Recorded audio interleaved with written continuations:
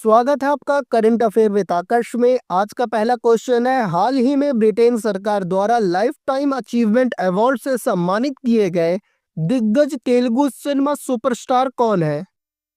सही आंसर है option number D, Chiranjeevi. हाल ही में दिग्गज तेलुगु सिनेमा सुपरस्टार चिरंजीवी को भारतीय सिनेमा में उनके अपार योगदान, संस्कृति प्रभाव और सार्वजनिक सेवाओं के लिए लाइफ टाइम अचीवमेंट अवार्ड से सम्मानित किया गया है। यह प्रतिष्ठित सम्मान लंदन स्थित थिंक टैंक ब्रिंज इंडिया द्वारा यूके संसद के हाउस ऑफ कॉमन में आयोजित एक समारोह में प्रदान किया गया है। अगला क्वेश्चन है, हाल ही में किस प्रसिद्ध मूर्तिकार को महाराष्ट्र भूषण पुरस्कार से सम्मानित किया गया? सही आंसर है option number C, Ram V Sutar. हाल ही में प्रसिद्ध मूर्तिकार राम वी सुतार को, जो स्टैचू ऑफ यूनिटी के रचनाकार हैं, उनको महाराष्ट्र भूषण पुरस्कार से सम्मानित किया गया है। 100 वर्ष की आयु में भी वो भारत के कला विरासत में योगदान दे रहे हैं और मुंबई के चैत्य भूमि में डॉक्टर बाबा साहब अंबेडकर की मूर्ति का निर्माण कर रहे हैं। अगला क्वेश्चन है, खेलो इंडिया पैरा गेम्स 2025 के शुभंकर उज्ज्वला की प्रेरणा किससे ली गई है?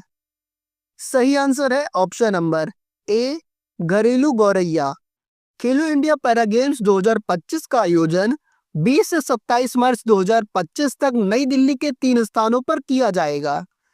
इस प्रतिष्ठित आयोजन में पहले केंद्रीय युवा मामलों और खेल मंत्री डॉक्टर मनसुख मंडाविया ने जवाहरलाल नेहरू स्टेडियम में आधिकारिक एंथम का विमोचन किया। खेल राज्य मंत्री रच निखिल खड़से ने शुभंकर उज्ज्वला का अनावरण किया, जो घरेलू गौरैया के प्रतीक से लिया गया है। अगला क्वेश्चन है, हाल ही में किस ऑनलाइन ट्रैवल प्लेटफॉर्म ने भारतीय क्रिकेटर ऋषभ पंत को अपना ब्रांड एम्बेसडर नियुक्त किया है? सही आंसर है option number C, Goibibo. Online travel platform Goibibo ने भारतीय क्रिकेटर ऋषभ पंत को अपना नया ब्रांड एम्बेसडर बनाया है और एक नए प्रचार अभियान की शुरुआत की है, जिसमें महान क्रिकेटर सुनील गावस्कर भी शामिल हैं। अगला क्वेश्चन है, हाल ही में अमिताभ कांत को किस विश्वविद्यालय के चांसलर के रूप में नियुक्त किया गया है? सही आंसर है ऑप्शन नंबर सी, एनआईआईटी विश्वविद्यालय। पूर्व नीति आयोग के सीईओ और भारत के G20 शेरपा रहे अमिताभ कांत की नियुक्ति एक रणनीतिक नेतृत्व परिवर्तन का संकेत देती है, जिससे आर्थिक सुधार, नीति निर्माण और प्रौद्योगिकी आधिकारिक नवाचारों में उनके व्यापक अनुभव का लाभ मिलेगा। अगला क्वेश्चन है, हाल ही में अनुज कुमार सिंह को किस संगठन में संयुक्त सचिव के रूप में नियुक्त किया गया है? सही आंसर है ऑप्शन नंबर ए, संघ लोक सेवा आयोग यानी यूपीएससी। हाल ही में अनुज कुमार सिंह, जो भारतीय रेलवे विद्युत अभियंत्रिकी सेवा के 2009 बैच के अधिकारी हैं, उनको संघ लोक सेवा आयोग दिल्ली में संयुक्त सचिव के रूप में नियुक्त किया गया है। उनकी यह नियुक्ति केंद्रीय स्टाफ योजना के तहत की गई है और वे 5 वर्षों या अगले आदेश तक पद पर बने रहेंगे। अगला क्वेश्चन है, हाल ही में बीपीसीएल ने अपना फ्लोटिंग और ऊर्जा संयंत्र कहां स्थापित किया? सही आंसर है option number D, Kochi refinery. हाल ही में भारत पेट्रोलियम कॉर्पोरेशन लिमिटेड ने सतत ऊर्जा की दिशा में एक महत्वपूर्ण कदम उठाते हुए कोच्चि रिफाइनरी में 3.2 मेगावाट की फ्लोटिंग सौर ऊर्जा संयंत्र का उद्घाटन किया। इस परियोजना का उद्घाटन मुख्य सचिव शारदा मुरलीधरन द्वारा किया गया है। अगला क्वेश्चन है, 2026 फीफा विश्व कप के लिए क्वालिफाई करने वाला पहला गैर मेजबान देश कौन बना? सही आंसर है option number C, Japan. 2026 FIFA विश्व कप के लिए मेजबान देश अमेरिका, कनाडा और मैक्सिको के बाद क्वालिफाई करने वाली पहली टीम जापान बनी है। 20 मार्च 2025 को सैतामा स्टेडियम में बहरीन को 2-1 से हराकर जापान ने फीफा विश्व कप में एंट्री पा ली है। अगला क्वेश्चन है, हाल ही विजय शंकर को किस देश के प्रतिष्ठित knight cross of the order of Dannebrog से सम्मानित किया गया? सही आंसर है ऑप्शन नंबर बी, डेनमार्क। हाल ही में विजय शंकर, जो दक्षिण भारत के लिए डेनमार्क के मानद कॉन्सुल जनरल और सनमार्क ग्रुप के चेयरमैन हैं, इनको डेनमार्क के राजा द्वारा knight cross of the order of Dannebrog से सम्मानित किया गया है। ये प्रतिष्ठित सम्मान उनके उत्कृष्ट कॉन्सुलर सेवाओं और भारत डेनमार्क संबंधों को मजबूत करने में उनके योगदान के लिए दिया गया है।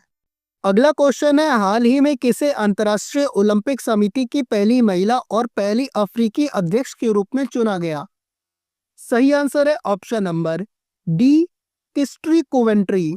जिम्बाब्वे की दिग्गज तैराक क्रिस्टी कोवेंट्री ने इतिहास रच दिया है, क्योंकि उन्हें अंतर्राष्ट्रीय ओलंपिक समिति की 130 साल की यात्रा में पहली महिला और पहली अफ्रीकी अध्यक्ष बनने का गौरव हासिल हुआ है। अगला क्वेश्चन है, हाल ही में दिल्ली में निःशुल्क ओरल हेल्थ स्वास्थ्य सेवाओं के लिए कितने मोबाइल डेंटल क्लिनिक लॉन्च किए गए? सही आंसर है ऑप्शन नंबर सी, 6। दिल्ली के स्वास्थ्य मंत्री पंकज कुमार सिंह ने 6 मोबाइल डेंटल क्लिनिक लॉन्च किए हैं, जो शहर के निवासियों को निःशुल्क ओरल स्वास्थ्य सेवाएं प्रदान करेंगे। ये क्लिनिक दिल्ली सरकार में Maulana Azad institute of dental sciences के संयुक्त सहयोग से संचालित किया जाएगा। इसका उद्देश्य विशेष रूप से झुग्गी बस्तियों और अन्य वंचित क्षेत्रों में गुणवत्तापूर्ण दंत चिकित्सा सेवाएं पहुंचाना है। अगला क्वेश्चन है, वित्तीय वर्ष 2024-25 में 250 मिलियन टन माल लदान करने वाला भारत का पहला रेलवे जोन कौन सा बना? सही आंसर है option number B, east coast railway. हाल ही में ईस्ट कोस्ट रेलवे ने भारतीय रेलवे में एक नया मानद स्थापित किया है, जो वित्तीय वर्ष 2024-25 में 250 मिलियन टन मूल माल ढलाई हासिल करने वाला भारत का पहला रेलवे जोन बन गया है। अगला क्वेश्चन है, हाल ही में किस देश का प्रतिनिधिमंडल ओडिशा में कौशल विकास में सहयोग की संभावना तलाशने पहुंचा? सही आंसर है option number A, United Kingdom. हाल ही में UK skills and chartered bodies mission का एक प्रतिनिधिमंडल उड़ीसा के दौरा कर रहा है, जिसका उद्देश्य व्यावसायिक शिक्षा और कौशल विकास में साझेदारी की संभावनाओं का पता लगाना है। अगला क्वेश्चन है, हाल ही में सी डॉट द्वारा लॉन्च किए गए इंक्यूबेशन प्रोग्राम का नाम क्या है? सही आंसर है ऑप्शन नंबर बी, समर्थ।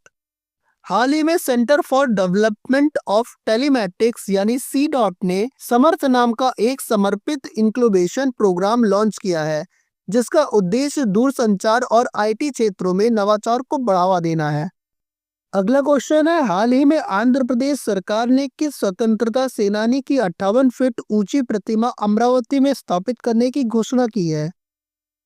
सही आंसर है option number A, Potti Sriramulu. Andhra Pradesh के मुख्यमंत्री एन चंद्रबाबू नायडू ने अमरावती में स्वतंत्रता सेनानी पोट्टी श्रीरामुलु की स्मृति में 58 फीट ऊंची प्रतिमा स्थापित करने की घोषणा की है।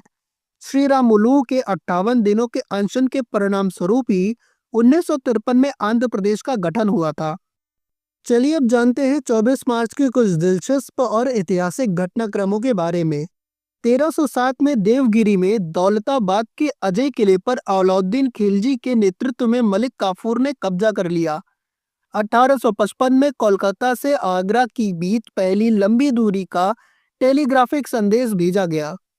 1882 में डॉक्टर रॉबर्ट कोच ने उस बैक्टीरिया का पता लगाया जिसकी वजह से तपेदिक की बीमारी होती है।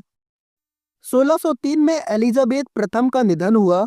1946 में लॉर्ड पैट्रिक लॉरेंस के नेतृत्व में ब्रिटिश कैबिनेट मिशन भारत पहुंचा। 1972 में ब्रिटेन ने घोषणा की कि वो वेस्टमिंस्टर में अपने केंद्र से उत्तरी आयरलैंड पर शासन करेगा। 1977 में मोरारजी देसाई भारत के चौथे प्रधानमंत्री बने और उन्होंने पहली बार देश में गैर कांग्रेस की सरकार बनाई। 1989 में डेल्टा स्टार उपग्रह का परीक्षण हुआ। 2008 में भूटान नेशनल असेंबली के लिए पहला आम चुनाव हुआ। 2020 में भारत में कोरोना महामारी के प्रसार को रोकने के लिए प्रधानमंत्री नरेंद्र मोदी ने 21 दिनों के लॉकडाउन की घोषणा की। आप लोग को आज के इस करंट अफेयर, स्टैटिक जीके और आज के इतिहास की ये जानकारी कैसी लगी, कमेंट करके जरूर बताइएगा। वीडियो को लाइक कीजिएगा, शेयर कीजिएगा और सब्सक्राइब करना मत भूलिएगा। मिलते हैं अगले वीडियो में, तब तक के लिए जय Hind and stay updated daily.